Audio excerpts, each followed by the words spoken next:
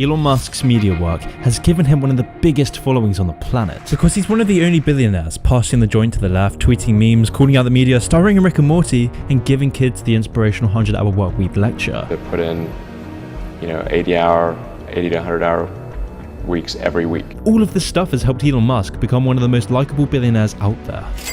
But you see, that's the trick. He sold the public on his backstory and personality to get you hooked onto his products. He has become a walking advert for all of his businesses without having to pay a single penny in advertising. Instead, his advert is the story of a man going from nothing to conquering the world. So then the real question is, was any of his story actually true? Who is the real Elon Musk? Well, after hours of extensive research, I bring you the untold truth behind a man who built his life on lies. The story begins in Pretoria, South Africa, 1970. The Musk family was extremely wealthy, with Elon's dad, Elon Musk, owning half of the shares of an emerald mine. He later recalled in an interview on Elon's childhood that the family was, quote, very wealthy. We had so much money at the time that we couldn't even close our safe. One person would have to shove the money in, and the other would have to slam the door shut. And then there'd be all these other notes sticking out, so we'd have to empty them into our pockets. End quote. Although having said this, it was far from a happy childhood. Whilst being born into incredible wealth, Elon suffered relentless abuse from his father. It was very violent. It was not a happy childhood. My father has serious issues. But it didn't stop there. In 9th grade at Bryanston High School, even the school kids went after him. And when asked about being bullied in school, I was almost beaten to death, if you call that bullied. In an interview with NBC News, Elon's mother, Mae Musk, told Maria Shriver about her son's struggles. He was always brilliant, but brilliance doesn't always go into practical benefits. Elon would recall that he was basically hiding from this gang as they hunted him down, because he accidentally bumped into this guy in assembly that morning, and this guy had taken some huge offense at that. So later that day, while Elon was having lunch, this guy snuck up on him, kicked him in the head, and then shoved him down the stairs. When Elon reached the bottom of the stairs, a bunch of other guys gathered around him and started kicking him while the first bully slammed his head into the ground to the point of Elon blacking out. As a result, he had to go to the hospital, missing school for weeks. This dark childhood affected Elon greatly, as it would for most people, but the effects of this would later become more apparent in his future life. Elon eventually left South Africa for the US, where he would go on to intern for a startup in Silicon Valley. During his internship, he had the idea for his first business, after a salesman for Yellow Pages walked into one of the offices where he worked and tried to sell his startup.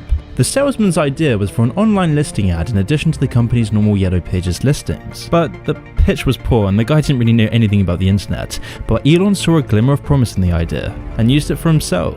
So in 1995, Elon and his brother Kimball formed Global Link Information Network, which changed its name to Zip2 because Global Link Information Network is a terrible name. The idea behind Zip2 was to convince businesses to create a web presence on a searchable web directory. At the time, this was very ahead of the curve. Something that allowed you to get maps and directions on the internet, and then something that allowed you to do online manipulation of content, kind of a really advanced blogging system. We started getting some interest. I mean, half the time we'd be like, what's the internet? Even in Silicon Valley. But then occasionally somebody would bite and we'd get a little bit of money from them. The Zip2 story is the first part of Elon's current PR strategy. Elon always makes out that his time at Zip2 was the classic Silicon Valley origin story. He'll always talk about how he had to risk everything with only $2,000 to his name, a ton of student debt, whilst also being so broke he couldn't afford an apartment.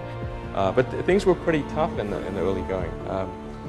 I didn't have any money. In fact, I had negative money. I had huge student debts. So, in fact, I couldn't afford a place to stay and an office. But this was just a story. Musk was in reality living on his father's money, who also paid for his university fees and invested $28,000 into the company. Despite this, he tried to claim that his father was broke, painting himself as coming to America with nothing. But I understand why he'd exaggerate his beginning story, and there would be no harm done if it stopped there. After 4 years of working on Zip2, Elon and his brother finally reached the golden point that most tech startups could only dream of in the beginning: the acquisition of the company from a bigger company. In 1999, the company was sold for $305 million, with Elon getting his $22 million share. And this is where Elon's public story begins to take a more dishonest turn. Hi, Elon Musk speaking. It's 7 o'clock in the morning, and Elon Musk anxiously waits for his golden payoff, his prize for paying his dues in the valley.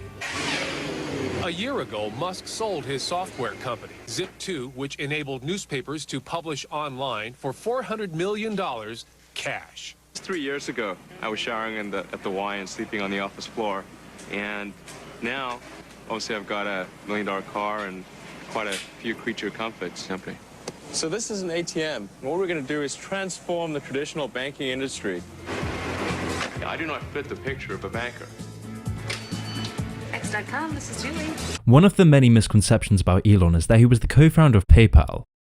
So, I'm going to put up something that probably looks familiar to most people here. This is the homepage of PayPal in 2000. Elon was a co-founder.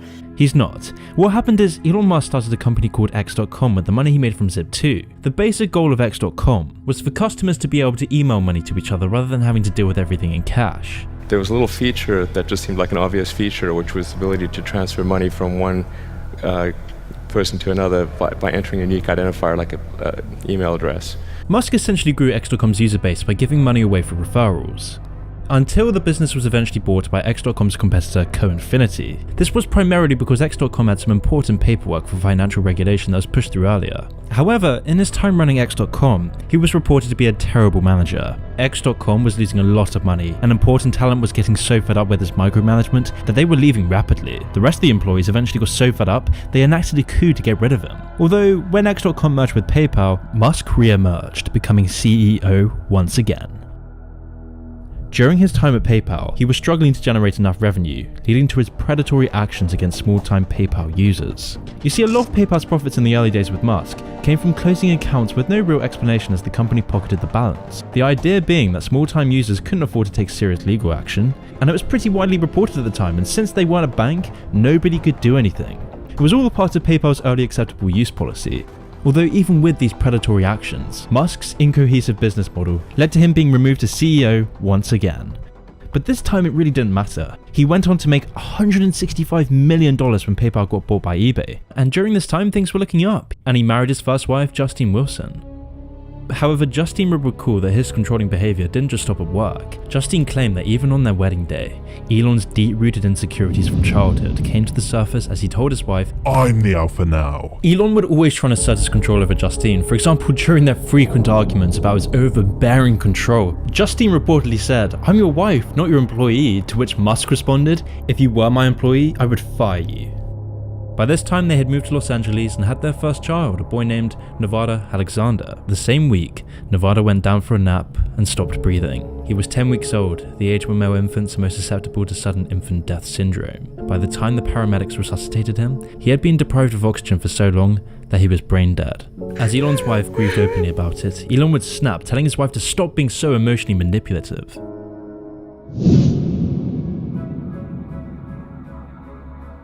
After getting fired from PayPal, Elon began crafting a persona and fake story. He'd seen the success this had brought Nike and Apple, so he would take it one step further, using his media presence as an advertisement for his products. And he employed this ruthlessly, fabricating and straight up lying about who he is and how he got to where he is. So far I've shown you just some of the exaggerations and unflattering truths behind his origins, but it was in 2004, as Elon joined Tesla, where we can start to see just how much dishonesty there is behind Elon Musk.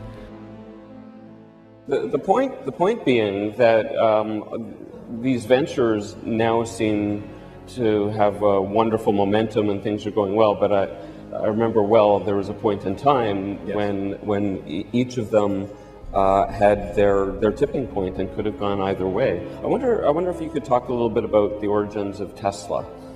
Sure. After PayPal, I decided I wanted to get back into electric vehicles and make something happen in that arena, particularly since GM had come out with the EV1, and I thought, okay, well, there's not really a need for a startup company to develop electric cars because obviously GM is going to create the EV2 and the EV3, but so I thought, okay, well, we've got to try to create an electric car company. But it wasn't as though in creating these companies that we thought that we would be successful. I thought that the most likely outcome was failure, but it was still worth doing. Seems like quite an inspirational story, but did you notice how Elon never alludes to the original creators of Tesla? It's a lie by omission. You see, Tesla was actually the brainchild of a tiny band of obsessive Silicon Valley engineers who would go on to collaborate with and collide with Elon Musk. He wasn't the founder in the sense of he wasn't, we started it. Well, I mean, this is one of the things that I found kind of fascinating about him, is that he's actually accomplished some amazing things in his own right. He's totally amazing. Yeah, SpaceX is amazing, and he's done some interesting things with Tesla for sure. I'm not sure why he has to also say that he was a founder when he wasn't. I don't understand that. Yeah. Their vision was for transport to use energy that was better for the environment. So they approached Elon, and after hours of convincing, he invested $6 million into the company. And Musk invested $6.35 million of his own money in the Series A round to help get Tesla Motors off the ground, and became chairman of the board. But at this point, Musk had nowhere near the cult following he has today, and was still finding his footing as a public figure. Because of this, Musk was seen as just another boring investor. As Tesla launched their first car, the spotlight expectedly landed on the co-founders and CEO of the company. In a Times article detailing Tesla's launch, Musk's name wasn't mentioned because, well, he wasn't the guy running it. But this bothered Elon deeply. He needed to create a public persona. Because of this, he responded to the article by contacting the founders of Tesla, claiming, if anything like this happens again, please consider our relationship with Tesla to end immediately upon publication of such a piece. Please ensure that the New York Times publishes a correction as soon as possible. Musk now wanted to get vengeance. The founders later claimed in an interview that this was, quote, the first time we bumped heads was really over that press coverage of the debut. We had technical disagreements that we worked through, and it was always very collegial. We'd work through our opinions and come to a conclusion. That was the first time where it was this emotional. And as Musk wasn't the CEO, he would just come in every few weeks to look at developments and then demand changes that disrupted the workflow. It was one step forward and two steps back according to the VP of Tesla, which meant Tesla's growth would be stalled, deliberately. It was an excuse to remove the CEO for Elon Musk to gain more control over the company, as they were starting to grow exponentially at this point. So in 2007, after organising and pressuring other investors in the company, Elon told the CEO and co-founder of Tesla that he was being removed. There was no discussion, the co-founder said. I didn't get to hear what they said. I didn't get to defend myself. I felt totally stranded. I mean, this guy had been shut out of his own company. And after a series of court battles, Elon Musk managed to kick the original founders out. They settled out of court, and Elon was now legally allowed to call himself the co-founder of Tesla. Would no longer be part of Tesla? No. Is there anything you can say about why you left? No.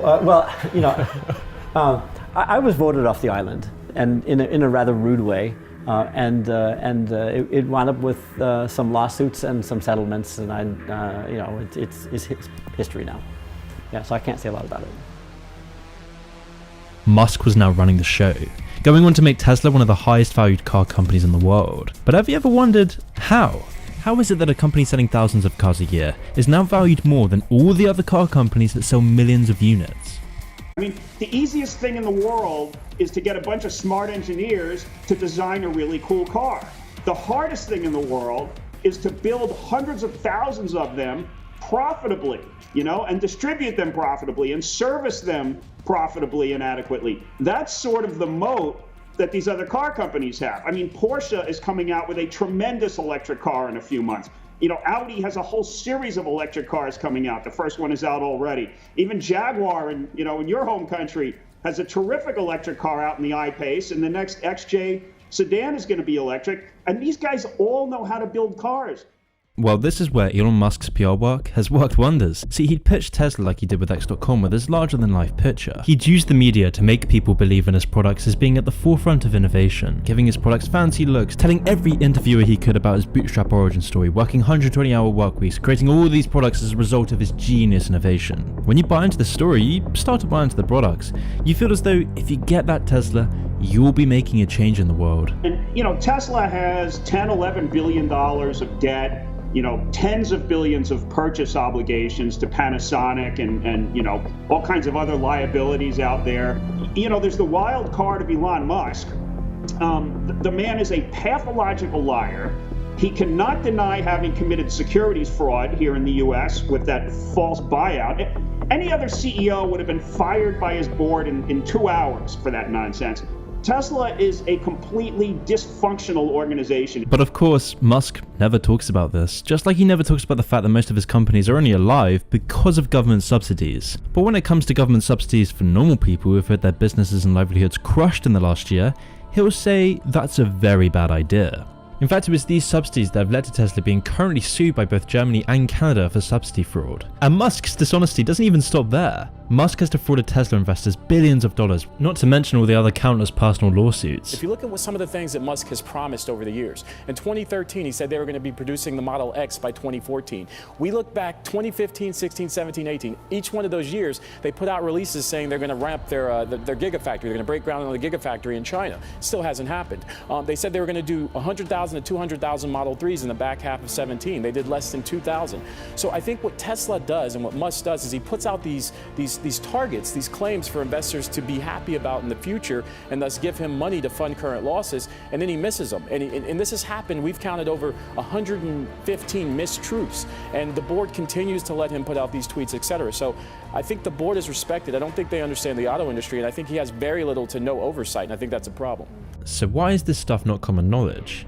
Well, because Elon is a master of PR. He and his team know exactly what people want to hear. He knows that in this time where wealth inequality is the highest it's ever been, we all want to think that those with hundreds of billions made that money through hard work and innovation. So that's why he spends so much time crafting his appeal to millennials who are burnt out, depressed and poor. That's why you see him making cameos in TV shows. That's why he'll go on the Joe Rogan podcast for 3 hours. It's why he'll tweet all the things that people want to hear. He'll convince you that he is a man driven not by greed or power, but for the betterment of humanity. Meanwhile, he'll fire his employees for being pro-union and make up some bogus reasons about them testing positive for THC, and then proceed to smoke a blunt on the Joe Rogan podcast. And this is just the small personal things, let alone the fraud and the fake origin stories. The whole thing is a facade, and people seem to be buying into it more and more. He's literally the monorail guy from The Simpsons.